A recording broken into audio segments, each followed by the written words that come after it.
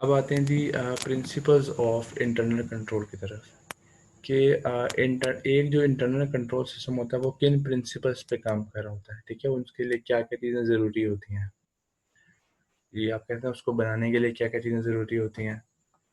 तो इसमें ये कुछ प्रिंसिपल्स हैं, 7 प्रिंसिपल्स हैं बेसिकली। फर्स्ट है एस्टेब्लिश रिस्पॉन्सिबिलिटीज़, ठीक है। Second one maintain adequate records, then ensure assets and bond key employees, separate record keeping from custody of assets, divide responsibility for related transactions, apply technological control, perform regular and independent reviews। अच्छा, ये 7 principles होते हैं basically internal control के। अब हम इनको one by one देखते हैं ये क्या होता है। एस्टेब्लिश रिस्पॉन्सिबिलिटीज, देखें कोई भी एक बिजनेस होता है, लेट्स से आप लोग एक बिजनेस कर रहे हैं, तो अगर उस बिजनेस में आपके डिफरेंट एम्प्लॉयज़ हैं, ठीक है। कुछ एम्प्लॉयज़ आपकी सेल्स को मैनेज कर रहे हैं, कुछ कैश कलेक्ट कर रहे हैं, ठीक है। कुछ आपका स्टॉक मेंटेन कर रहे हैं, ठीक है। तो अगर ऐसा ना हो, अगर देखें, अगर आपके स्टॉक में से कोई चोरी हो जाती है, ठीक है, आपका स्टॉक कम हो जाता है, तो आप किसको कहेंगे कि कौन रिस्पॉन्सिबल है इस काम का, कि ऐसा किसने किया है, ठीक है। अगर तो आपने किसी को ये चीज़ रिस्पॉन्सिबिलिटी असाइन की होगी, एस्टेब्लिश की होगी कि इस बंदे का काम सिर्फ स्टॉक को मेंटेन करना है, ये बंदा सिर्फ स्टॉक की निगरानी करेगा। मिसाल के तौर पे अली एक लड़का है, वो स्टॉक की निगरानी करेगा, सारा स्टॉक उसके अंडर है, ठीक है। अब यहाँ पर आपने इसकी रिस्पॉन्सिबिलिटी को एस्टेब्लिश कर दिया, ठीक है। अब क्या होगा कि अगर स्टॉक में कोई इशू आएगा, स्टॉक में कोई गड़बड़ होगी, कमी होगी, कोई चोरी होगी, तो आप डायरेक्टली उस अली को रिस्पॉन्सिबल ठहराएंगे, ठीक है। तो इंटरनल कंट्रोल सिस्टम का जो फर्स्ट प्रिंसिपल है वो होता है एस्टेब्लिश रिस्पॉन्सिबिलिटीज, कि आप हर एक एम्प्लॉय की रिस्पॉन्सिबिलिटी को इस्टेब्लिश करते हैं, ठीक है, ताकि अगर कोई इश्यू हो एक पर्टिकुलर एरिया में, तो आप उसी एम्प्लॉय को डायरेक्टली रिस्पॉन्सिबल ठहरा सकें जिसको आपने रिस्पॉन्सिबिलिटी दी थी, जिसको आपने उस काम की जिम्मेदारी दी थी। देन मेंटेन एडिकेट रिकॉर्ड्स, आपने एक मुनासिब एक अच्छा रिकॉर्ड मेंटेन करना है, ये भी एक इंटरनल कंट्रोल सिस्टम का एक प्रिंसिपल होता है, ठीक है। रिकॉर्ड मीन आप सेल्स कर रहे हैं, परचेजेस कर रहे हैं, ठीक है, उसका सारे का सारा रिकॉर्ड, उसकी स्लिप्स की कॉपीज वो आप मेंटेन करते हैं। देन जो भी आपको कैश रिसीव होता है उसको रिकॉर्ड करते हैं, सेल्स को रिकॉर्ड करते हैं, परचेजेस को रिकॉर्ड करते हैं। कोई एक्सपेंस होता है, आपने रेंट पे किया, आपने उसको रिकॉर्ड किया। तो बेसिकली आपने हर चीज़ का प्रॉपरली रिकॉर्ड रखना है, ये एक इंटरनल कंट्रोल सिस्टम का एक प्रिंसिपल होता है। इसका फ़ायदा क्या होता है, इसमें ये है कि अगर रिकॉर्ड नहीं होगा, आपको आपका एम्प्लॉय कहेगा जी हमने रेंट पे कर दिया, वो कहेंगे बताएं जी कोई प्रूफ है आपके पास, वो कहेंगे जी प्रूफ तो नहीं है, बस पे कर दिया। या लेट से आप कहते हैं जी हमने अपने कस्टमर को डिस्काउंट दे दिया, आप पूछेंगे अपने एम्प्लॉय से कितना डिस्काउंट दिया, वो कहेंगे जी मिसाल के तौर पर 5,000 डिस्काउंट दिया, आप कहेंगे मुझे प्रूफ दो, वो कहेंगे जी प्रूफ तो हमारे पास नहीं है। तो इस मकसद से, इस चीज़ से बचने के लिए हर चीज़ का एक रिकॉर्ड मेंटेन किया जाता है, ठीक है, ताकि बिजनेस जो है वो इफेक्टिवली काम कर सके, उसके एसेट्स हैं वो सेफ रह सकें, उसके जो फाइनेंशियल स्टेटमेंट्स हैं वो ट्रू पिक्चर प्रेजेंट कर सकें।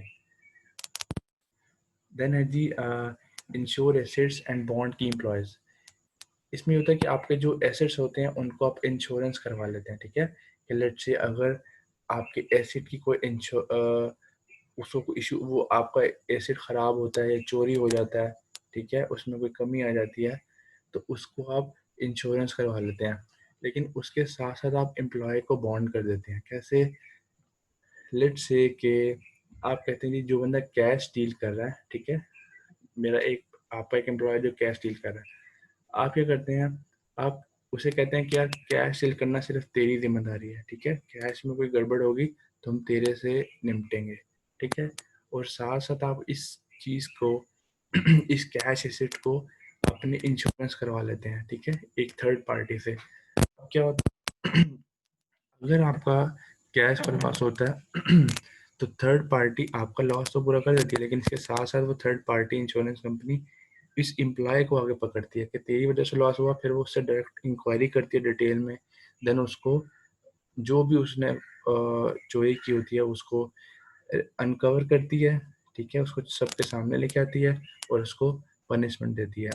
इसका फ़ायदा ये होता है कि जो एम्प्लॉय को पता होता है, जिस एम्प्लॉय को बॉन्ड करेंगे किसी एसेट के साथ, उसे पता होगा कि अगर मैंने चोरी की तो मुझे बजाय कि कंपनी बल्कि एक थर्ड पार्टी, ठीक है, वो आके मेरे से डिटेल में चीज़ें डिस्कस करेगी, वो आके मेरे से अ, इन सारी चीज़ों को अनकवर करवाएगी जो मैंने कि चोरी की, और मुझे फिर इसका एट द एंड इसका जो रिजल्ट है वो बियर करने पड़ेंगे, किसी भी किस्म की सज़ा की सूरत में, या कोई कोई पेनल्टी की सूरत में पेमेंट्स करनी पड़ेंगी, या आपको लेट्स से एम्प्लॉय को जेल जाना पड़ेगा।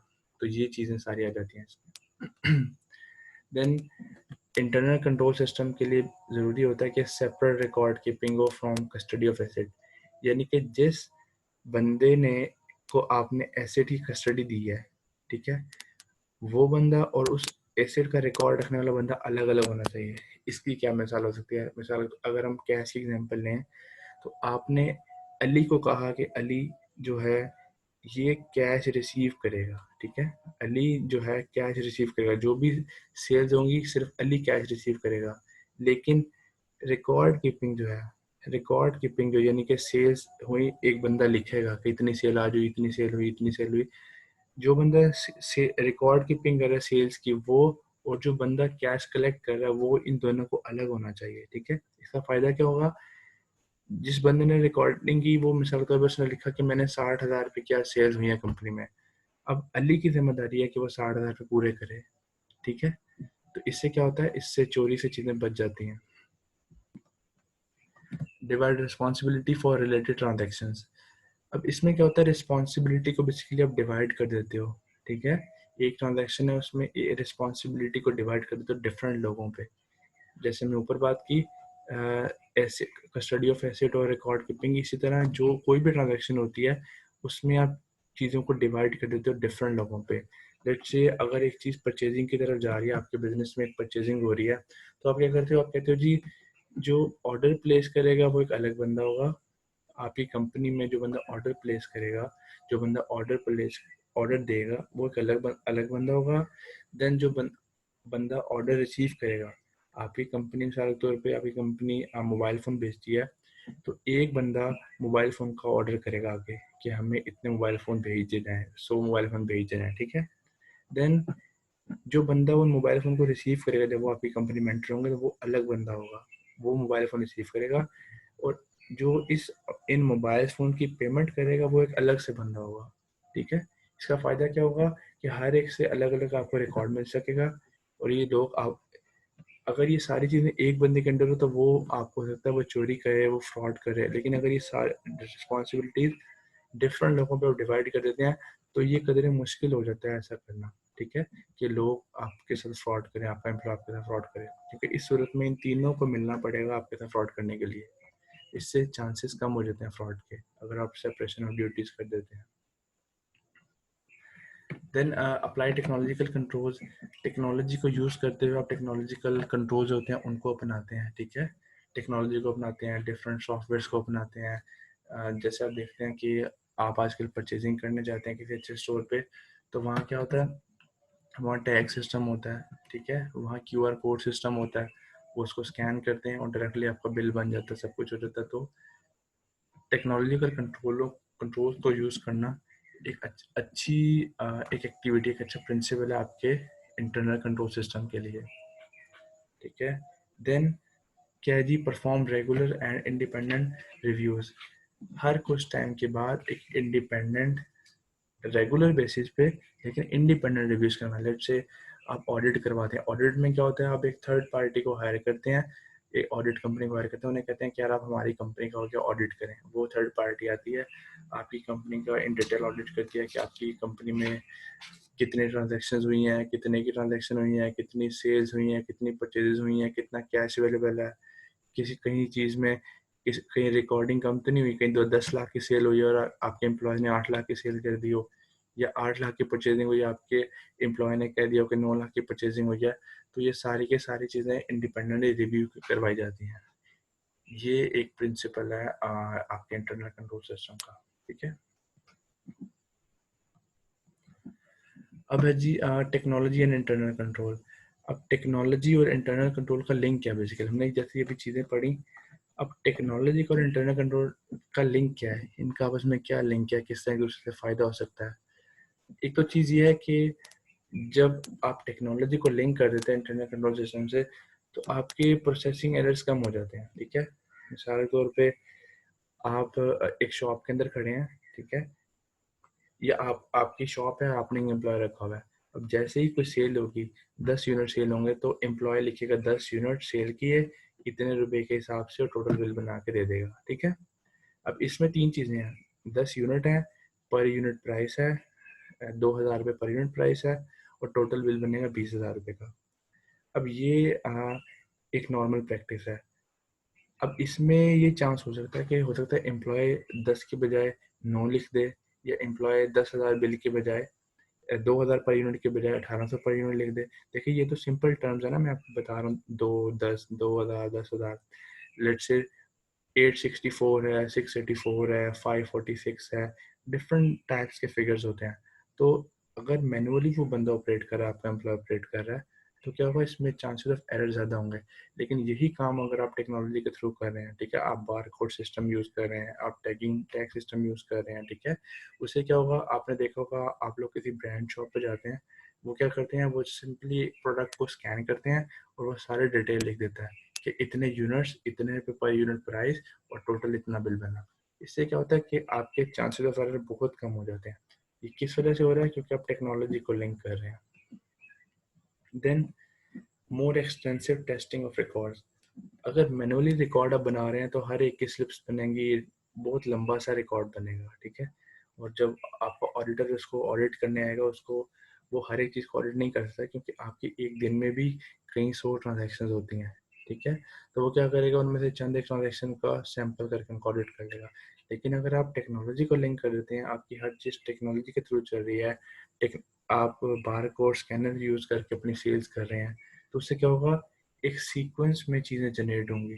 तो इससे क्या होगा, इन डिटेल आपका ऑडिट हो सकेगा। आप आपके ऑडिटर को ये सारी की सारी पर्चियाँ संभाल के नहीं रखनी पड़ेंगी, बल्कि उसको एक कंप्यूटर पे सारा रिकॉर्ड बना मिल जाएगा, और वो उसको सिंपली टेस्ट कर लेगा, और वो बता देगा कि इसमें कोई एरर है या नहीं है, ठीक है। इसी तरह, क्योंकि आपका ये सिस्टम टेक्नोलॉजी की बेस पे है, इसमें आपको एविडेंस की बहुत ज़्यादा नहीं ज़रूरत नहीं पड़ेगी, ठीक है। आपको बहुत ज़्यादा आपको स्लिप्स की कॉपीज़ के रखने की ज़रूरत नहीं पड़ेगी, ठीक है। आपके लिमिटेड एविडेंसेस होंगे इसमें।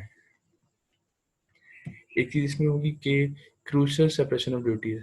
यहाँ पे अब आपको हर चीज़ के लिए अलग बंदा रखना ज़रूरी नहीं है, ठीक है। क्यों? क्योंकि यहाँ पे सारे का सारा काम आपका वो टेक्नोलॉजी कर रही है, आपका वो सिस्टम कर रहा है, ठीक है। जब वो आपका एम्प्लॉय स्कैन कर लेगा प्रोडक्ट को, तो वो स्कैनर खुद से बता देगा कि कितने यूनिट्स और कितना बिल हुआ है, और वो सिंपली उतने पैसे कलेक्ट कर लेगा, ठीक है। लेकिन इसके लिए एक चीज़ ज़रूरी है कि जो भी एम्प्लॉय आप रखेंगे, वो उसके पास स्पेशल स्किल्स होने चाहिए, जो इस सिस्टम को, इस इक्विपमेंट को ऑपरेट कर सके, ठीक है। जब आप टेक्नोलॉजी को यूज़ करते हैं, तो आपकी ई कॉमर्स इंक्रीज होती है। ई कॉमर्स क्या होता है कि आप ऑनलाइन बिजनेस करते हैं, इंटरनेट के थ्रू बिजनेस करते हैं, ठीक है। अब देखें, जब आपको एम्प्लॉयज़ नहीं रखने पड़ रहे, अब जब आपका सारा सिस्टम टेक्नोलॉजी की बेस पे हो रहा है, तो यहाँ पे क्या है, आप ई कॉमर्स में ऑनलाइन बिजनेस ईजीली कर सकते हैं। अच्छा जी। अब इंटरनल कंट्रोल सिस्टम की कुछ बेसिकली लिमिटेशंस होती हैं। अब लिमिटेशंस क्या है जी? All internal control policies and procedures have limitation that usually arises from either the human element or the cost benefit principle. इसी कुछ limitations होती हैं, जो उनकी दो वजूहत क्या हैं, एक ह्यूमन लोगों की वजह से हो सकती हैं, या कॉस्ट बेनिफिट प्रिंसिपल। अब हम वन बाय वन देखते हैं ये क्या होता है। फर्स्ट वन है ह्यूमन एलिमेंट। ह्यूमन एलिमेंट क्या होता है कि ह्यूमन की वजह से, आदमी की वजह से, या एम्प्लॉय की वजह से कोई लिमिटेशन क्रिएट हो रही है, ठीक है। अब वो लिमिटेशन ह्यूमन की वजह से दो तरह की हो सकती है, ह्यूमन एरर या ह्यूमन फ्रॉड। ह्यूमन एरर होता है कि आपके एम्प्लॉय से अनइंटेंशनली, यानी कि वो चाहता नहीं है, उससे बाय मिस्टेक कुछ फिगर गलत हो गया है, कुछ कुछ जो अमाउंट्स लिखनी थी वो उसने गलत लिख दी हैं। तो ये होता है ह्यूमन एरर, और ये इंटरनल कंट्रोल सिस्टम की एक लिमिटेशन क्रिएट करता है, ठीक है, यानी कि उसे इनफेक्टिव बनाता है। Secondly human fraud. Human error होता है अनइंटेंशनली, एम्प्लॉय चाहता नहीं है, लेकिन ह्यूमन फ्रॉड होता है जो आपका एम्प्लॉय इंटेंशनली काम करता है, इंटेंशनली वो फ्रॉड करता है, इसे कहते हैं ह्यूमन फ्रॉड। ये थ्रू इंटेंशन होता है, ठीक है, इसमें ये डिफरेंस है। एरर होता है अनइंटेंशनली, ठीक है, जिसमें वो अपनी मर्जी से नहीं कुछ कर रहा होता, उससे गलती से किसी कंफ्यूजन की वजह से एरर आ जाता है। जबकि फ्रॉड होता है इंटेंशनली, वो चाहते हुए ऐसा कर रहा होता है, ठीक है। अब ह्यूमन फ्रॉड जो होता है, जब वो इंटेंशनली ये कर रहा होता है, इसकी तीन वजूहत हो सकती हैं: opportunity, pressure and rationalisation. Opportunity का मतलब होता है refer to internal control deficiency in the workplace. उस इंटरनल कंट्रोल सिस्टम में कुछ डेफिशिएंसीज हैं, कुछ कमी है, जिसकी वजह से एम्प्लॉय को मौका मिलता है कि वो उसमें फ्रॉड कर सके। तो ये फर्स्ट ऑप्शन है, ये फर्स्ट आपका पॉइंट है अपॉर्चुनिटी, कि ह्यूमन फ्रॉड जो होता है वो इन तीन वजह से हो सकता है: या तो एम्प्लॉय को अपॉर्चुनिटी मिल रही है फ्रॉड करने की, या प्रेशर, उस पर प्रेशर है, उस पर कोई फाइनेंशियल प्रेशर है, या उसको फैमिली की तरफ से कोई प्रेशर है, या सोसाइटी की तरफ से प्रेशर है, जिसकी वजह से वो फ्रॉड करता है। थर्ड वन क्या है जी? Rationalisation, refer to employ justifying इस बिहेवियर। इसमें क्या होता है कि जो उसका फ्रॉडलेंट बिहेवियर होता है वो उसको रेशनलाइज कर रहा होता है, वो कहता है कि यार मैं जो काम कर रहा हूँ ठीक कर रहा हूँ। ऐसा कैसे हो सकता है? लेट्स से आपका एम्प्लॉय कहता है कि यार मुझे मेरा ऑनर जो है वो कम सैलरी देता है, ठीक है, तो मेरा हक बनता है मैं यहाँ फ्रॉड कर सकूं। यानी कि वो अपने जो इस एक्टिविटी को रेशनलाइज कर रहा है, वो उसको ठीक करार दे रहा है अपने दिल में, तो इस वजह से भी वो फ्रॉड कर सकता है। तो ये हो गया फर्स्ट वन, यानी कि ह्यूमन एलिमेंट। ये ह्यूमन एलिमेंट से रिलेटेड हो गया कॉस्ट बेनिफिट प्रिंसिपल। अब कॉस्ट बेनिफिट प्रिंसिपल आप बाय नेम जान सकते हैं, कॉस्ट और बेनिफिट कि इंटरनल कंट्रोल सिस्टम जनरेट करने के लिए ज़ाहिर है आपको लोगों को हायर करना पड़ता है, आपको सिस्टम जनरेट करना पड़ता है, आपको टेक्नोलॉजी को अपनाना पड़ता है, इस पे आपका खर्चा होता है, कंपनी का बिजनेस का खर्चा होता है। अब हम यहाँ देखते हैं कि इतना खर्चा करके कि कंपनी का उसका बेनिफिट भी हो रहा है या नहीं हो रहा, तो ये बेसिकली कॉस्ट बेनिफिट एनालिसिस में देखा जाता है, ठीक है। अब ये नहीं है कंपनी का बिजनेस छोटा सा है, ठीक है, एक बिजनेस छोटा सा है, वो एनुअली 10-12 लाख की सेल करता है, अब वो सिर्फ इंटरनल कंट्रोल सिस्टम बनाने बनाने पे वो 10-15 लाख रुपए लगा दे, तो इस चीज में कॉस्ट बेनिफिट प्रिंसिपल को देखा जाता है। Then the control of cash. Cash जो होता है आप जानते हैं कि हर कंपनी के लिए, किसी बिजनेस के लिए कैश बहुत ज़रूरी होता है, ठीक है। कैश कंपनी के लिए, बिजनेस के लिए एक एसेट होता है जिसको यूटिलाइज करता है परचेजिंग करने के लिए, अपने डे टू डे ऑपरेशंस में यूज़ करता है, ठीक है। और कंपनीज के पास कैश भी होता है, कैश इक्विवेलेंट्स भी होते हैं। कैश इक्विवेलेंट अभी हम आगे डिस्कस करेंगे। जो अफेक्टिव सिस्टम होता है इंटरनल कंट्रोल सिस्टम, ठीक है, उसमें बेसिकली तीन चीज़ें होना ज़रूरी होती हैं। Clearly handling cash is separate from record keeping of cash।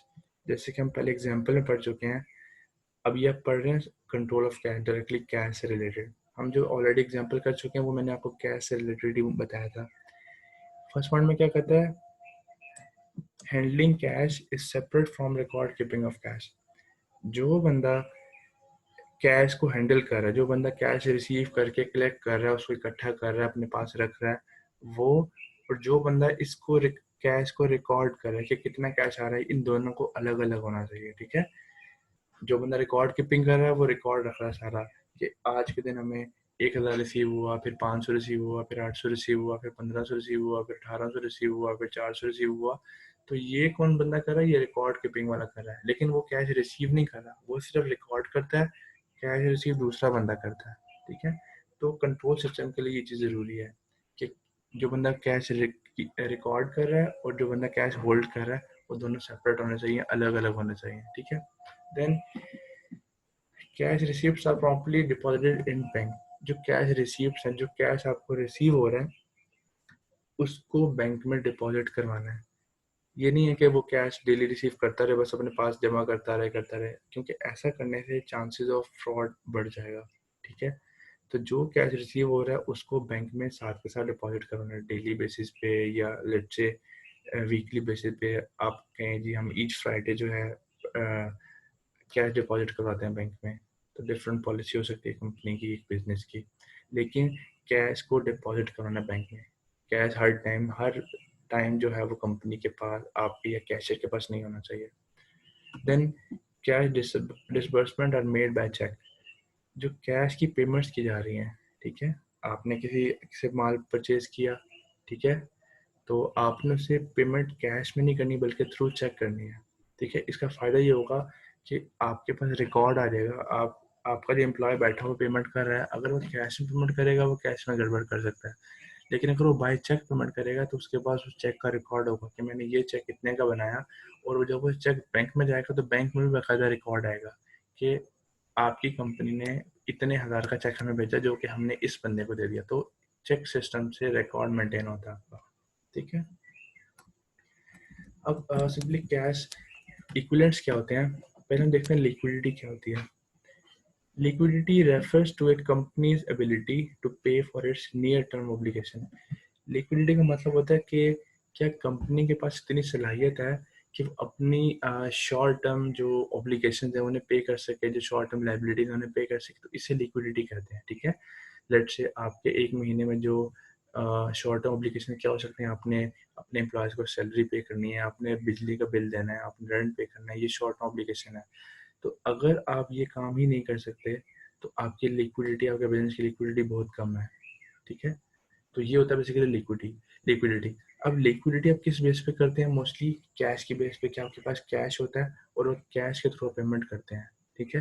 लेकिन कैश के साथ साथ आपके कैश इक्विवेलेंट्स भी आ जाते हैं, ठीक है, जो कि लिक्विड होते हैं, जिनको आप कैश की तरह ही यूज़ कर सकते हैं। अब कैश में तो आ जाती है आपकी करेंसी, कॉइन्स आ जाते हैं, ये जो आपने अमाउंट बैंक में डिपॉजिट करवाई हुई है या आपके पास चेक्स जो बने हुए पड़े हैं, वो सारी चीज़ें कैश में आ जाते हैं।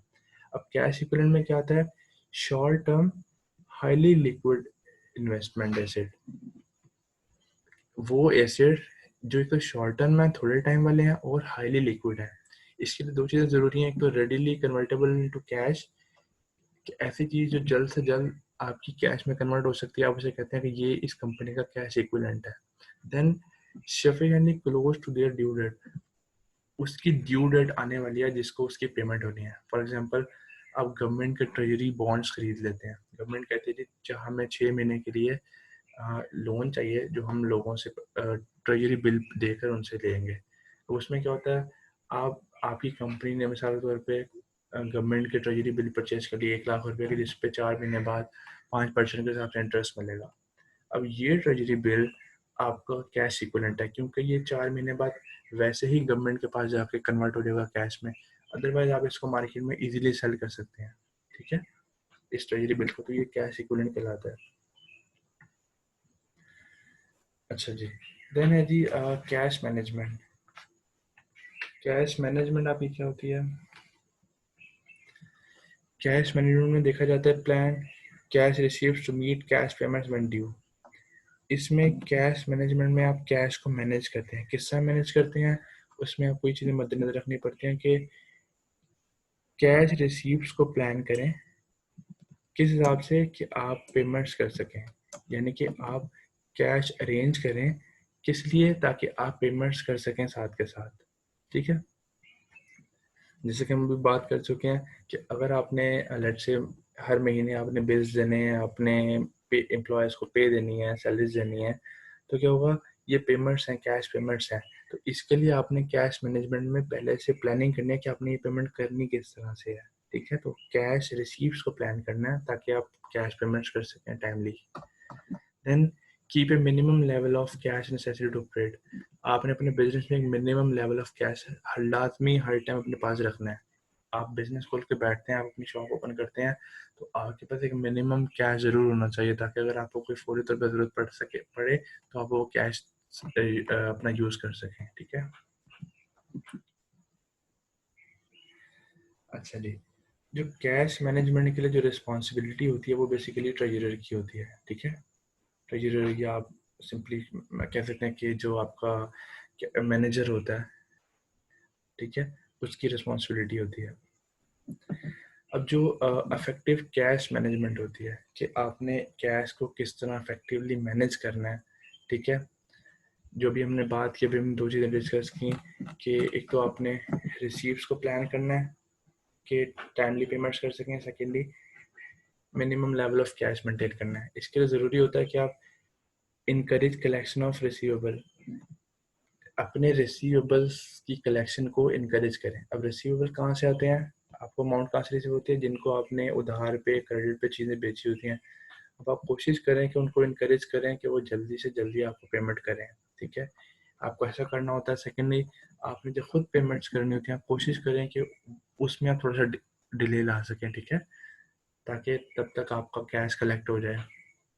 Then keep only necessary level of assets, जितने एसेट्स रिक्वायर्ड है सिर्फ आप उतने ही एसेट्स रखें, ठीक है। मिसाल तौर पे आपकी मोबाइल्स की शॉप है, ठीक है। अब मोबाइल्स की शॉप में आपके पास टोटल 10 लाख रुपए हैं। अब अगर आप 10 के 10 लाख रुपए के मोबाइल ला के रख लेंगे तो आपकी आपकी शॉप में कैश ही नहीं रहेगा। अगर आपको फर्दर किसी चीज़ की ज़रूरत पड़ी, किसी एक्सपेंस की ज़रूरत पड़ी, आपको फौरी तौर पे कोई टैक्स देना पड़ गया, कोई बिल देना पड़ गया, तो आपके पास तो कैश अवेलेबल ही नहीं है। तो इसलिए जो सिर्फ ज़रूरत के मुताबिक आपका एसेट है सिर्फ वही परचेज करें, बाकी कैश अपने पास कुछ ना कुछ अवेलेबल रखें। अब कैश भी कुछ ना कुछ अवेलेबल रखना, सिर्फ एक लिमिट में, ठीक है। उसकी वजह क्या है वो भी हम आगे देखेंगे। देन है जी प्लान एक्सपेंडिचर, आपके जो भी फर्दर एक्सपेंडिचर इन फ्यूचर आ सकते हैं, उसको पहले से प्लान रखते हैं कि यार हमने 15 दिन बाद बिल पे करना है, फर्दर हमने 15 दिन बाद हमने एम्प्लॉयज़ को सैलरी पे करनी है, ठीक है। तो एक्सपेंडिचर्स को पहले से प्लान रखते हैं ताकि आप अपने एक्सपेंडिचर को और अपने रिसीट्स को जो है वो मैच कर सकें कि कब हमें पेमेंट्स मिल रही हैं और कब हमने पेमेंट्स करनी है। देन जी इन्वेस्ट एक्सेस कैश, जो आपका एक्सेस कैश है उसको आपने इन्वेस्ट कर देना है। जैसे हमने यहाँ बात की थी कि एसेट्स जो हैं वो एक लिमिट में आपने परचेज करने हैं। 10 लाख रुपए अगर आपके पास हैं तो मिसाल के तौर पे आप 9 लाख रुपए के मोबाइल्स परचेज कर लें, 1 लाख रुपए कैश अपने पास रख लें जो आपकी ज़रूरत में काम आ सके। लेकिन वो 1 लाख ही रखें, मिनिमम ही रखें। 80,000, 60,000, 70,000, 1 लाख मिनिमम ही रखें। ये नहीं है कि आप 2 लाख का मोबाइल परचेज कर लें और 8 लाख रुपए सेव रख लें। क्यों? इस पॉइंट में वो कहता है कि इन्वेस्ट एक्सेस कैश, क्योंकि वो अगर आप 8 लाख रख भी लेते हैं तो आपको इस 8 लाख रखने का कोई फ़ायदा नहीं है। आपको ज़रूरत जो होगी वो मिनिमम अमाउंट की होगी, 50,000 की, 60,000 की, 1 लाख की। तो बाकी सारे का सारा पैसा आप इन्वेस्ट करें, बजाय कि आप उसको अपने मिनिमम लेवल मेंटेन करने के लिए रख लें, ठीक है। जी अगर आपको इसमें कोई इशू हो तो आप नेक्स्ट डिस्कशन सेशन में पूछ सकते हैं। Thank you so much.